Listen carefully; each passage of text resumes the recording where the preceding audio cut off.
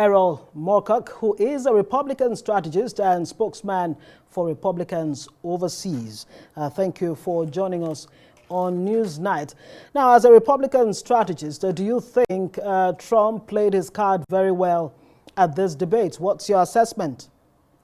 I think it was classic Trump, right? He's an asymmetrical politician from the get-go, and the way he approaches everything is a little bit more off the cuff than a lot of people would.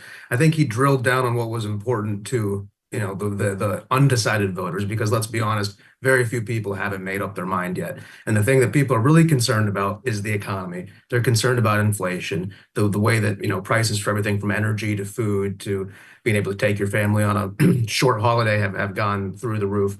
And in these situations, that's where he was able to deliver. He was able to explain, at least his history and when he was president, when we had the Trump regime in there, you had a much better economic situation for small businesses, for homeowners, credit, these kind of things. And when Kamala was asked these types of questions, she just was able to obfuscate. So after the debate, you look at some of the exit polling, this and that followed that. And you definitely saw that Trump did well. Now, did anybody really land a kill shot or win this debate?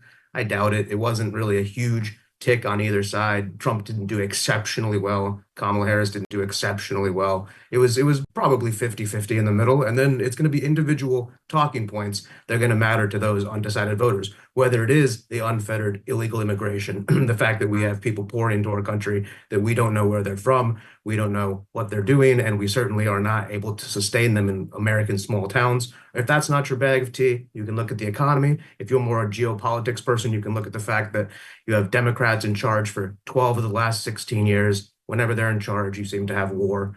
It is what's going on. You see in Ukraine, you see in Israel. So all in all, I think the debate for Trump went well. Didn't go phenomenal because he's not a polished kind of actor. He could have done better. He could have been a little bit more calm. Perhaps he could have been less imposing on the podium if you want to find some negatives. But for the most part, I think it went about bog standard for a debate. It was a lot better than the first one, at least.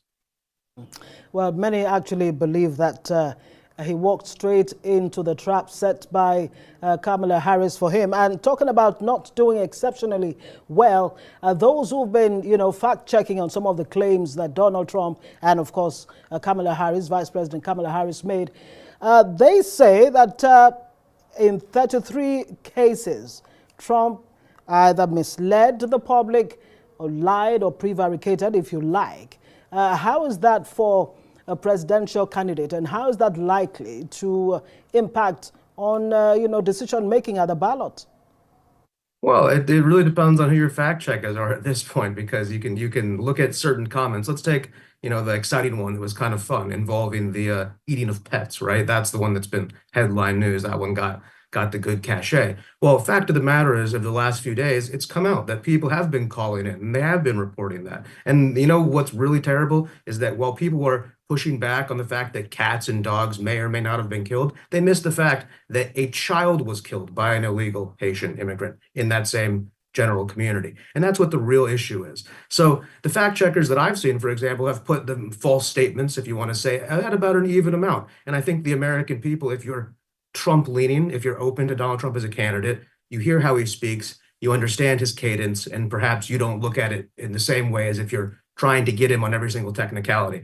I think in this election coming up, most of the voters, again, have already decided. So Donald Trump is playing to his base, I think, because if he turns out his base, which is, effectively married people will vote for Trump. Married women go for Donald Trump over unmarried women, for example. So if he can turn out his base, he's going to win this election. And he didn't exactly play to the moderates, perhaps, as some people might have thought he would, but he certainly left the door open for them. And I think it's all in all just a good final debate. I don't think we're going to have another one.